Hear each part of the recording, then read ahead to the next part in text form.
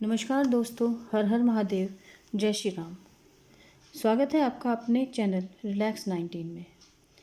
दोस्तों, अगर आप ढेर सारे उपाय, टोने टोटके, मंत्रों यंत्रों का प्रयोग कर चुके हैं और फिर भी आपको मनचाही सफलता या यश नहीं मिल रहा है, तो आज मैं आपके लिए कुछ सरल और आसान लेकिन अत्यंत शक्तिशाली और चमत्कारी उपाय लेकर आई हूँ, जो सिर्फ एक बार करने से ही हनुमान जी आपकी सभी मनोकामनाएं या इच्छाओं की पूर्ति करते हैं।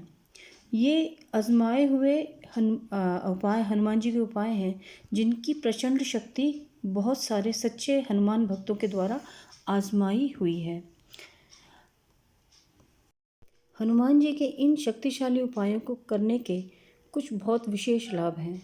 जैसे कि अगर लाख कोशिश करने के बाद भी आपको किसी भी कार्य में सफलता नहीं मिल रही है, या कोई भी कार्य अटका हुआ है, या आप कर्जे से परेशान हैं, या आपको किसी भी कार्य में सफलता नहीं हो रही है, तो यह जो प्रयोग है यह सर्व बाधा को दूर करता है और आपको शीघ्र ही सफलता दिलाता है।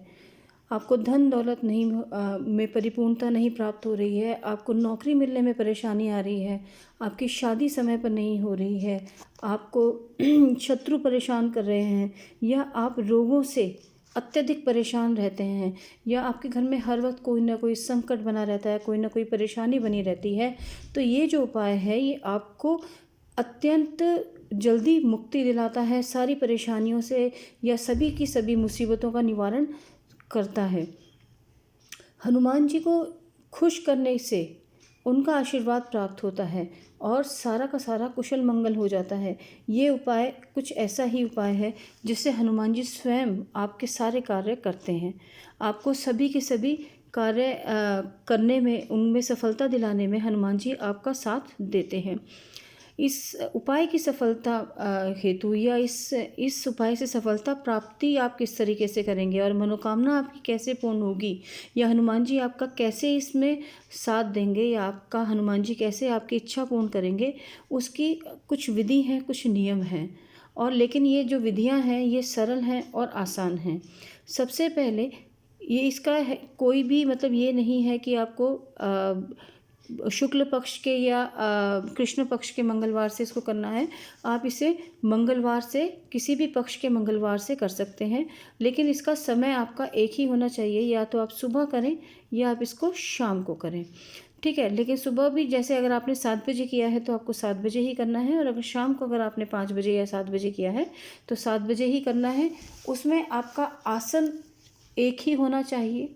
आपका आसन परिवार का कोई भी सदस्य दूसरा उपयोग ना करे। दूसरा, इसमें आपको लाल वस्त्र अगर धारण कर सकते हैं तो करें।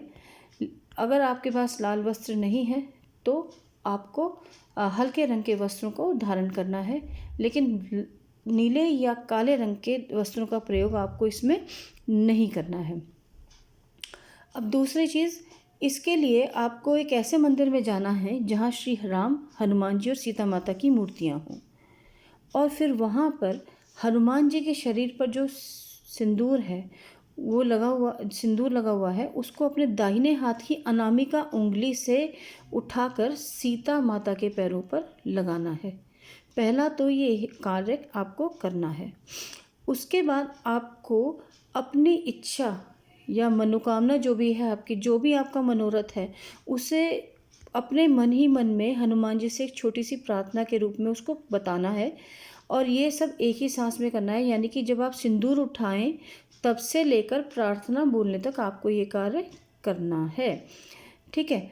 और इसके बाद आप घर आए और घर आकर के अपने आसन पर बैठ जाएं और वहाँ पर आप नित्य हनुमान चालीसा का पाठ करें। आपको लगातार ये 11 दिन तक करना है।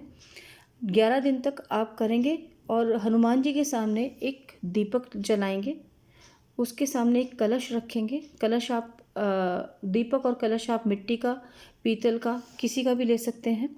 और साथ के साथ जब आप हनुमान चालीसा का पाठ करेंगे 11 दिन लगातार, तो उसमें आप एक गिलास में भी अलग से पानी रखेंगे। कलश हिलाना नहीं है बिल्कुल भी।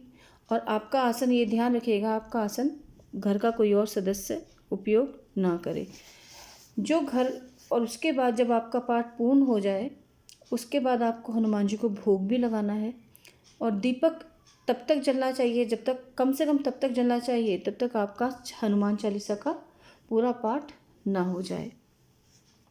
उसके बाद आप क्या करेंगे कि आप जो ग्लास का जो पानी है वो आप स्वयं भी पिएंगे और आपके घर के परिवार के सदस्य भी पिएंगे। कलश के ऊपर आप एक नारियल ज़रूर रखिएगा, उसके ऊपर स्वास्तिक बना दीजिएगा और रोली से। और उसके बाद जब जो समय है सुबह के 7 बजे का या शाम के 7 बजे का, 11 दिन तक लगातार आप यही करेंगे। और 11वें दिन जब आपका पूर्ण हो जाएगा ये उपाय, तो आप जो ये नारियल है ये आप या तो कहीं जल प्रवाहित कर दें या पीपल के पेड़ के नीचे रख दीजिए, या आप किसी मंदिर में रख आइएगा, क्योंकि इसे घर में खाना नहीं है। और जो जल है कलश का वो आप अपने घर में एक किसी अलग से डिब्बी में या शीशी में या कलश में अलग से रख लीजिए। आप किसी भी ज़रूरी कार्य के लिए जा रहे हैं तो आप उसके लिए आप उस पानी को पीकर जा सकते हैं, या आपके घर में कोई बीमार है तो उस पानी को आप उसे पिला सकते हैं, क्योंकि ये अभिमंत्रित पानी है, आपके 11 दिन की तपस्या का है।